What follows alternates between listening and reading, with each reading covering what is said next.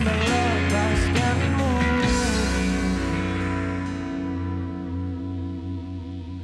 Baik pemirsa, masih bersama dengan saya Wijil Ramadhani di Lumbung, Jogja.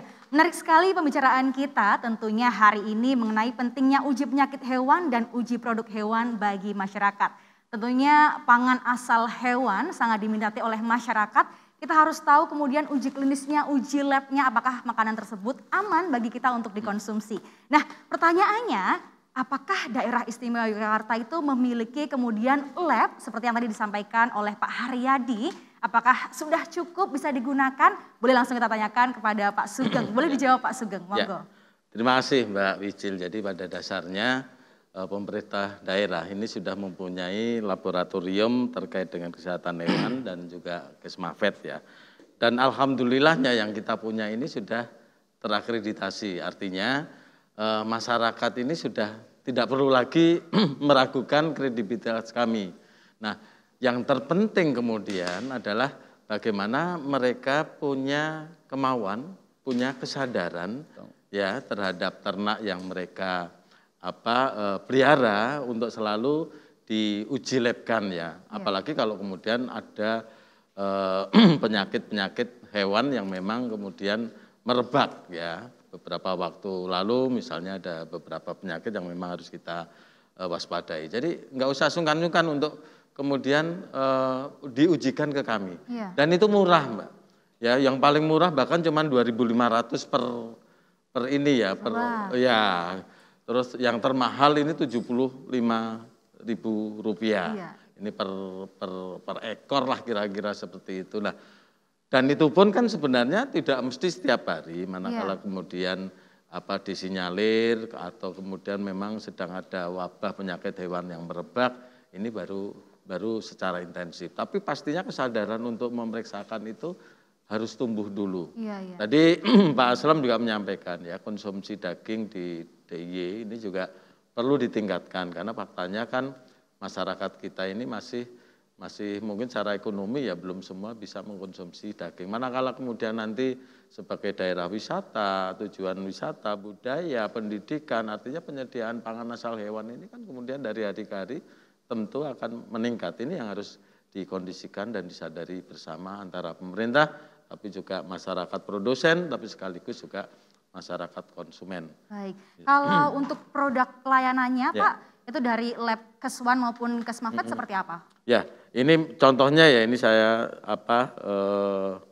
contohkan misalnya pengujian terkait dengan AI ya, avian influenza yang untuk unggas, kemudian juga untuk pengujian polorum ya, ini juga ada pelayanannya di kami, RBT juga ada, kemudian untuk parasit tertentu ini juga kami bisa melakukan pelayanan dan itu di samping murah juga waktunya hasil labnya bisa keluarnya itu cepat, maksimal cuma 2 hari itu sudah langsung ada hasilnya Mbak. Jadi saya kira nggak ada alasan lagi dari masyarakat ya, baik itu khususnya produsen ya pemelihara ternak untuk selalu mencekkan kesehatan hewan ternaknya supaya kita ada jaminan bersama hulu hilir ini benar-benar clear. Karena tadi saya matur bahwa untuk situasi kondisi penyakit hewan itu memang harus semua pihak terlibat. Ya, kalau pemeliharanya nggak sadar ya nanti konsumennya yang kena.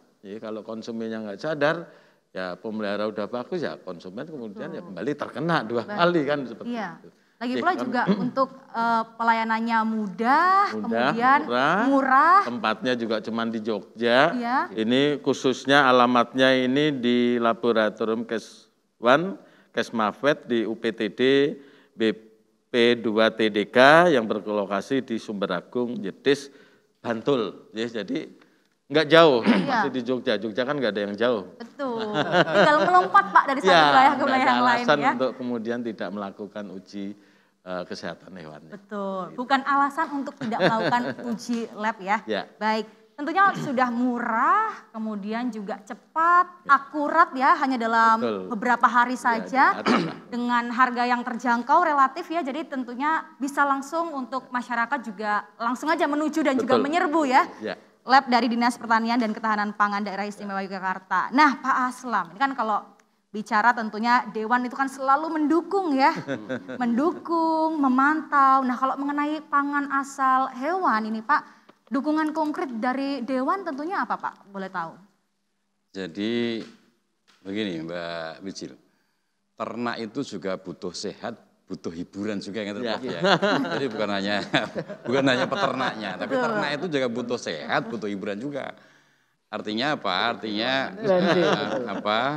pola mutualisme simbiosis antara ternak dengan peternak ini harus dibangun. Yang pertama, yang kedua, kaitan dengan ketika masyarakat mengkonsumsi pangan dari sumber dari ternak itu kan macam-macam. Belanja di pasar, ada yang motong sendiri, ada yang potong di RPH, tapi ada juga yang potong di rumah sendiri. Nah, tadi lab itu tadi bagus, monggo nanti dimaksimalisasi kaitan dengan jangan sampai ono lab neng ra bisa berfungsi gitu. Jadi kita berharap ono lab tapi juga bisa berfungsi. Berfungsi untuk apa? Berfungsi untuk menjamin masyarakat Jogja nek ngonsumsi daging dari ternak itu aman.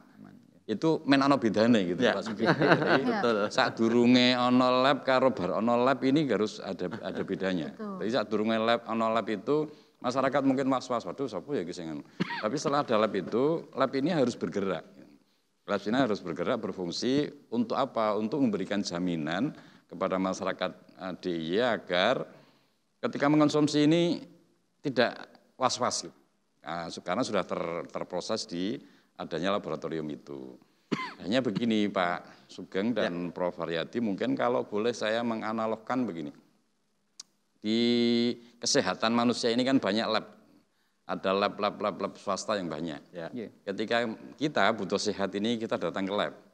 Tapi ada yang rapid test itu ke lab. Tapi ada yang rapid antibody itu yang mandiri. Dengan mak cetit itu kemudian bisa ngerteni ini apa? Ada virus corona apa enggak itu, atau cetit, oh gula darahnya sekian itu.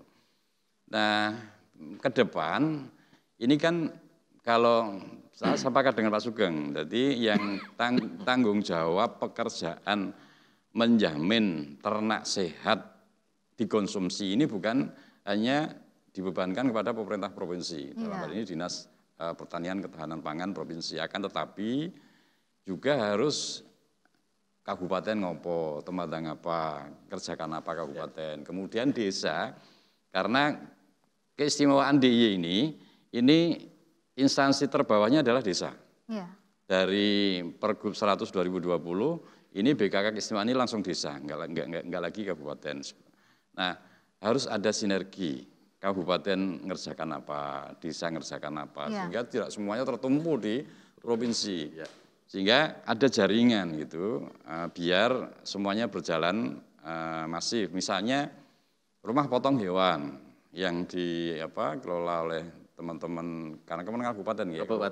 Rumah potong hewan itu kan kemenangan kabupaten. Di provinsi ada lab. Nah di kabupaten, kota, itu mestinya rumah potong hewan ini juga diaktifkan fungsinya. Kalau saya matur fungsi itu fungsi terkait menjamin ketersediaan sumber pangan dari asal hewan yang sehat. Itu adanya di provinsi dua lab, kabupaten kota punya RPH. Kemudian nanti perlu dinas provinsi ini membuat inisiasi, demplot, pilot proyek misalnya, berapa desa gitu, untuk mendekatkan pelayanan kepada masyarakat. Benar memang jedes itu cedak, apa meneh dari rumah saya itu paling dekat. Tapi nek rumah itu kali orang sana. Kemudian periksa ning jedes itu yang bisa jauh. Nah, pergub kita kan yang pergub tentang keistimewaan itu, pergub 100 2020 kan langsung BKK dari provinsi langsung ke desa.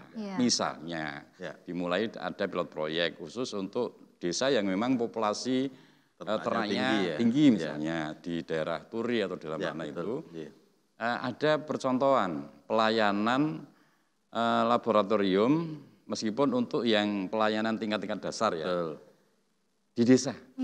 Jadi mantri tani kita ini kita fungsikan untuk berposko di desa 2 hari atau 3 hari itu khusus untuk pelayanan perpanjangan kerja dari laboratorium ini. Baik. Nek kira-kira dananya kurang, BKK desa. Baik. Jadi itu memang menjadi akhirnya program jangka panjang dan juga Iya. PR kita Iya, bersama betul, tentunya ya Pak ya. Jadi kalau gini Mbak Wijil, teman-teman ini kan kendalanya kan anggaran. Kami di Komisi B ini sangat-sangat support dengan teman-teman di Dinas Pertanian Ketahanan Pangan kaitan dengan program-program pemberdayaan masyarakat itu. Itu Mbak Wijil ya. Iya baik. Jadi tentunya barangkali kalau saya membayangkan kalau kemudian kita sudah tahu nanti selanjutnya kita akan bahas mengenai akreditasi lab dan lain sebagainya. Akhirnya dari Jogja lantai 2 atau dari Kaliurang mungkin akan tuk-tuk langsung tidak ragu lagi ke Bantul gitu ya Pak. Barangkali harapannya seperti itu jangka panjang semoga nanti semakin merata begitu. Mbak Wijil, Baik, kalau ya. boleh sedikit saya mungkin menanggapi dari Bapak Aslam ini, sebenarnya yang tangan-tangan di tingkat bawah itu sudah ada. Dimungkinkan ya. Karena di tingkat kabupaten, mungkin juga kecamatan itu namanya ada Poskeswan. Ya. Nah, tinggal mungkin bagaimana Optimalisasi. Optimalkan, ya. mengoptimalkan jadi kerja dari Poskeswan yang itu menjadi kesinambungan atau tangan-tangan dari Laboratorium. jejaring tadi. Baik. Mungkin itu saja yang perlu saya Baik, sampaikan. siap. Terima kasih. Baik pemirsa, suasana di sini sudah semakin hangat juga, semakin seru tentunya. Dan sayangnya kita harus jeda terlebih dahulu, tetap di Lumbung Jogja.